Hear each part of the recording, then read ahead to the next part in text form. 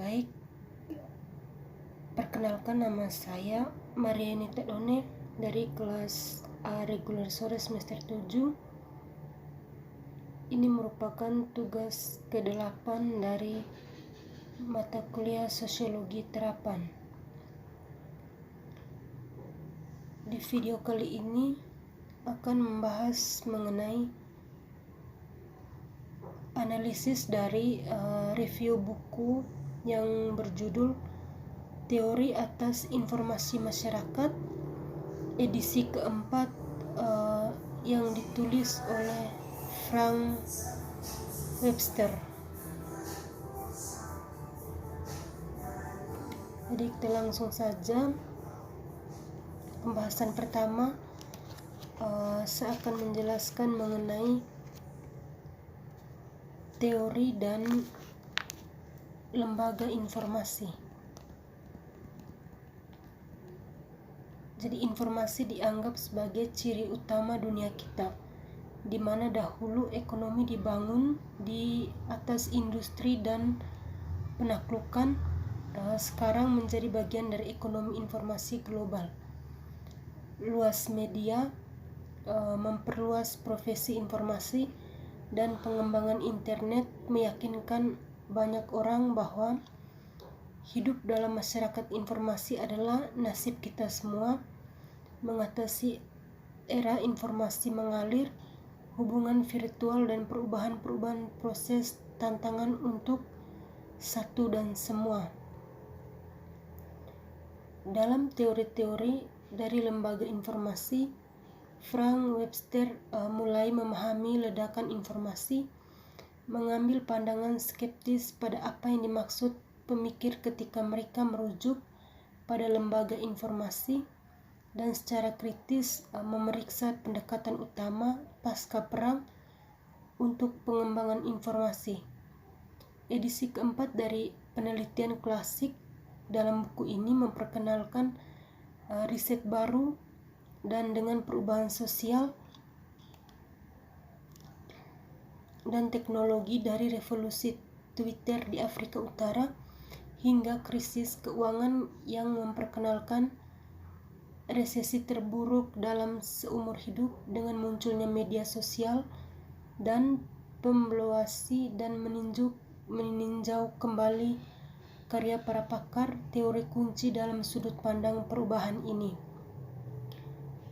Titik awal untuk buku ini adalah munculnya cara yang tampaknya baru mewujudkan masyarakat kontemporer. Kontemporer mulai berbicara tentang informasi sebagai fitur yang membedakan dunia modern 40 tahun atau lebih lalu. Ini memprioritaskan informasi telah dipertahankan sekarang selama beberapa dekade, dan ada sedikit tanda dari itu kehilangan pegangan pada imajinasi. Jadi di pembahasan yang berikut, di tengah-tengah opini yang berbeda, yang mencolok adalah bahwa meskipun berlawanan, semua cendekiawan mengakui bahwa ada sesuatu yang istimewa tentang informasi. Dalam literatur yang luas dan berkembang terkait dengan usia informasi, ada sedikit kesepakatan tentang karakteristik utamanya dan signifikasi selain informasi yang telah dicapai secara khusus. Jadi dalam buku ini akan mempertimbangkan berbagai perspektif tentang informasi di dunia kontemporer, membahas pemikir dan teori seperti Daniel Bell, post-industrialisme. Friedrich von mendesak bahwa kapitalisme menyediakan cara yang optimal untuk memastikan informasi yang memadai untuk semua orang.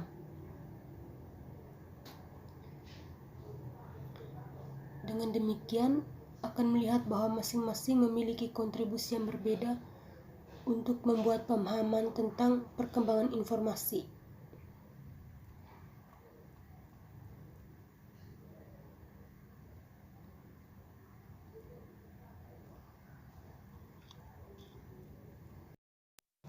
Pembahasan berikut mengenai teknologi.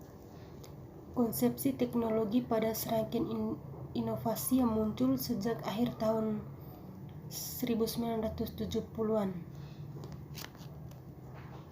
Teknologi baru adalah salah satu indikator yang paling terlihat di masa baru dan karenanya sering digunakan untuk menandai kedatangan sebuah lembaga informasi.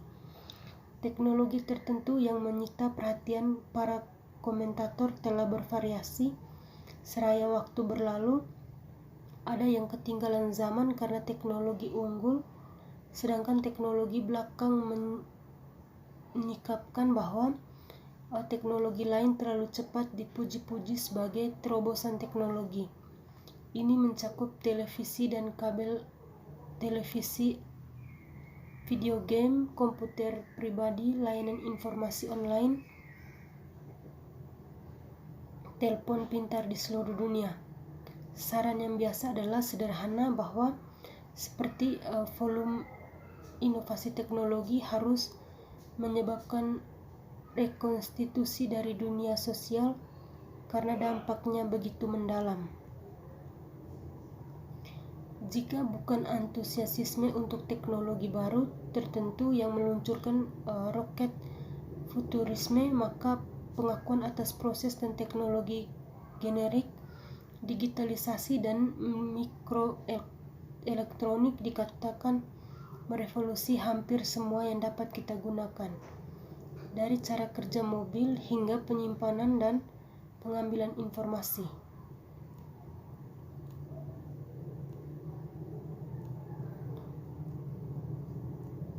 Teknologi dalam imajinasi ini berasal dari masyarakat luar sebagai elemen invasif tanpa kontak dengan sosial dalam perkembangannya, namun memiliki konsekuensi sosial yang sangat besar ketika berdampak pada masyarakat. Namun, hal ini menunjukkan argumen bahwa teknologi tidak jauh dari dunia sosial dengan cara ini.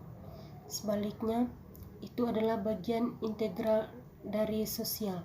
Misalnya, keputusan riset dan pengembangan menyatakan prioritas, dan dari penilaian nilai tertentu jenis teknologi yang diproduksi, misalnya proyek militer menerima lebih banyak dana daripada pekerjaan kesehatan untuk sebagian besar waktu dalam abad ke-20, tidak mengherankan konsekuensinya adalah sistem senjata yang canggih yang lebih kecil daripada kemajuan pengobatan kanker prostat atau degenerasi makular.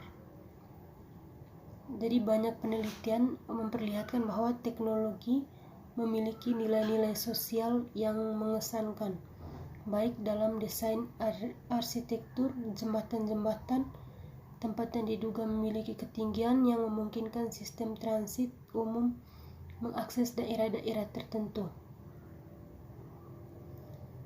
Jadi dalam buku ini juga di bab 2 menunjukkan bahwa ada kesulitan-kesulitan bagi siapapun yang percaya bahwa suatu masyarakat informasi telah tiba dan bahwa bukti untuk ini terbukti dengan jelas meskipun sebagai perangkat heuristik istilah masyarakat informasi mungkin. Jadi yang berikut analisis saya berkaitan dengan buku ini adalah bahwa informasi memainkan peranan penting di zaman sekarang. Jadi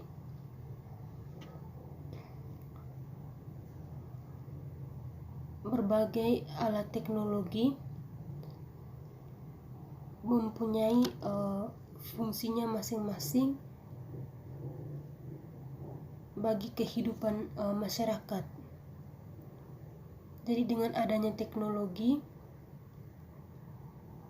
masyarakat dapat menggunakan teknologi tersebut sehingga mampu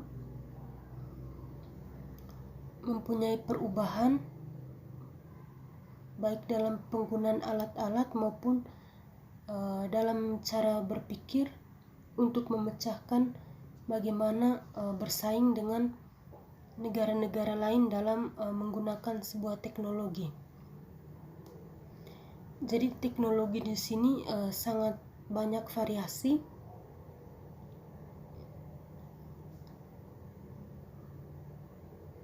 Jadi sebetulnya bahwa dampak positif dan negatif dari teknologi tergantung dari bagaimana manusia mengoperasikannya dan bagaimana manusia memilah dan menggunakan teknologi itu sebaik mungkin. Jadi jika terdapat hal-hal yang kurang dimengerti oleh masyarakat wajib mencari tahu informasi sebelum menggunakan atau mengakses teknologi tersebut. Jadi kebijakan seleksi sangat penting dalam menggunakan sebuah peralatan teknologi. Seperti yang kita ketahui bahwa di dalam proses kehidupan pasti ada hal-hal yang baik dan hal-hal yang buruk. Dalam hal ini juga tidak menutup kemungkinan bahwa teknologi pun dapat menimbulkan dampak negatif. Kembali lagi, hal ini tergantung dari bagaimana seseorang mampu bijak dalam menggunakan teknologi tersebut. Jadi di dalam buku ini juga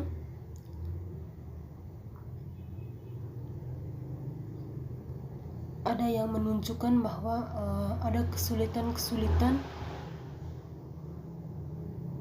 bagi masyarakat dalam mempercayai sebuah teknologi. Itu terjadi seperti di masyarakat yang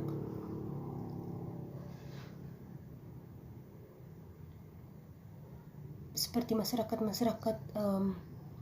pedesaan. Tetapi meskipun demikian, mereka sekarang mulai mengenal adanya teknologi, karena dengan teknologi dapat membantu masyarakat. Namun di sini perlu adanya pengawasan dan seleksi serta tanggung jawab dalam menggunakan teknologi tersebut. Jadi sekian penjelasan mengenai review buku yang ke-8 dari mata kuliah Sosiologi Terapan. Sampai jumpa di video-video selanjutnya. Terima kasih.